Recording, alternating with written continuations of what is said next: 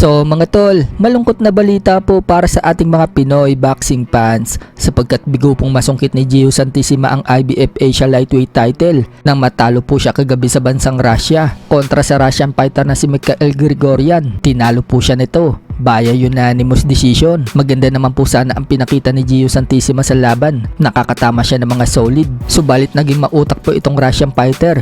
Ginamit nito ang kanyang reach advantage. Gamit na gamit nga po nito ang haba niya para puntusan ang Pinoy. So kinulang nga po dyan si Santissima ng volume ng suntok at agresibo. Kaya siya nalamangan ng kalaban sa puntusan. Dahil sa talo ni Santissima mga tol, yan na po ang pang-10 talo niya sa professional boxing career niya. Bumagsak na po ang record niya sa 26 wins and 10 losses. Nananatili naman pong walang talo itong kalaban.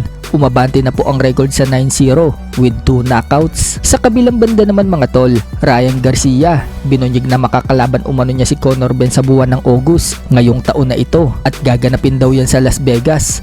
It's gonna be in August. We'll go get it. Yeah. No, that's not right. That's tricky. We're gonna have it in Vegas. We'll get it. His name's Conor Ben. Okay. He's from the UK.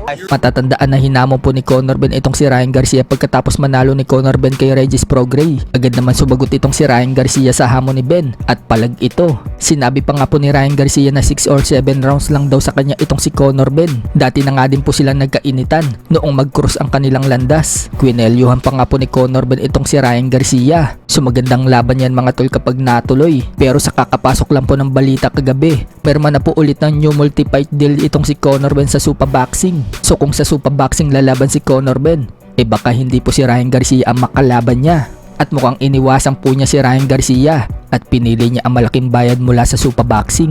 Sa ibang banda naman mga tol, matapos pong magpakita ng batak na katawan si Naoya Inoue, nagpakita na nga din po ng katawan si Junto Nakatani. Makikita mga tol na maganda din po ang kondisyon ng katawan ni Junto Nakatani. Tiyak na umaatikabong bakbakan na magaganap sa May 2 sa Tokyo Dome. Marami na nga po ang excited sa laban na yan kapag nanalo dyan si Inoue. Baka yan po ang maglagay sa kanya muli na maging number 1 pound for pound. Ang kasalukuyan pa din pong number 1 sa pound for pound ay itong si Alexander Usyk. Pumapangalawa naman po si Naoya Inoue.